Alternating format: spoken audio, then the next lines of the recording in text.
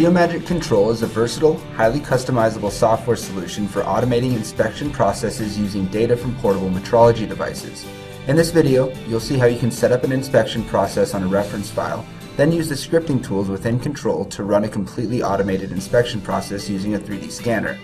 Once the script is created, Geomagic Control will run completely independently, so you can inspect hundreds or thousands of parts quickly and accurately.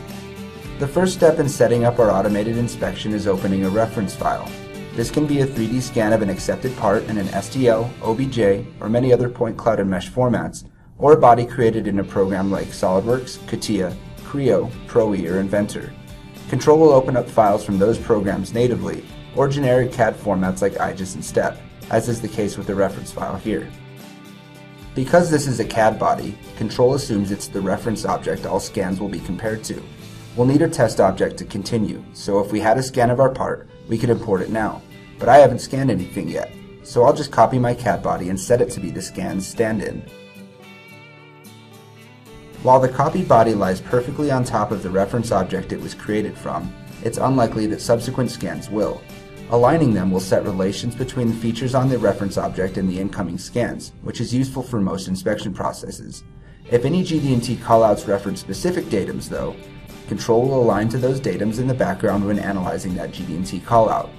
Once I hit apply, I can check that Control is saving my steps for future iterations of this inspection, so this process only needs to be set up once.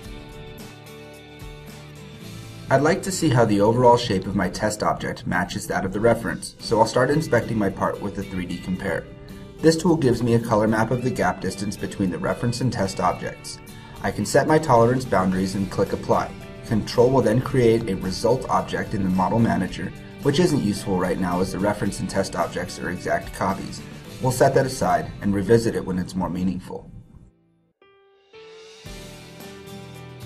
If we're interested in the deviation at specific locations, adding annotations is as simple as clicking on the model to create a tag.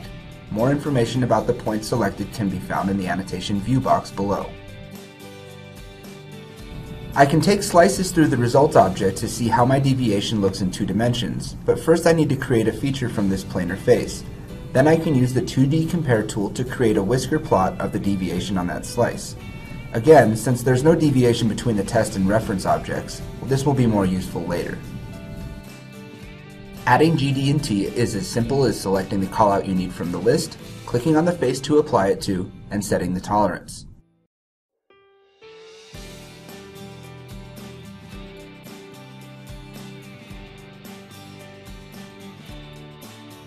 No inspection would be complete without taking some dimensional measurements, which I can do in section mode. I can use a best fit to the cone section for the angle, and virtual calipers to get the maximum dimension on these drafted faces. The options menu lets me customize how this dimension is displayed and the tolerance associated with it.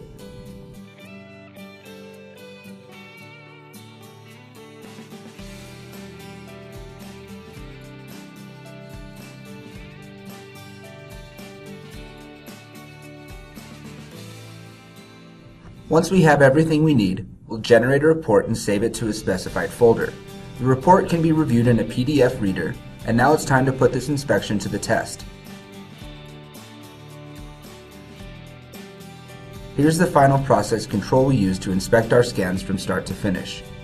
From here, we could manually scan items, import them into Control, and run the inspection process on them. But the real power of Control lies in its automation and scripting options. I wrote a Python script controlling a 3D scanner to save scans to a specified directory. Now I can open GeoAutomate and set it to watch the folder scans are being saved to, and tell it where the inspection file to run is. When GeoAutomate is initiated, an instance of Control is opened in the background that waits until new scans are loaded. When they are, Control imports them, loads the inspection file, runs the inspection process, and saves a report. It then goes back to watching the folder and repeats this process until the user stops it. Not only is this process fast, it's flexible, easily changed when needed, and runs completely independently of an operator. Here's the view of my report once I've ran the automation on some scan data.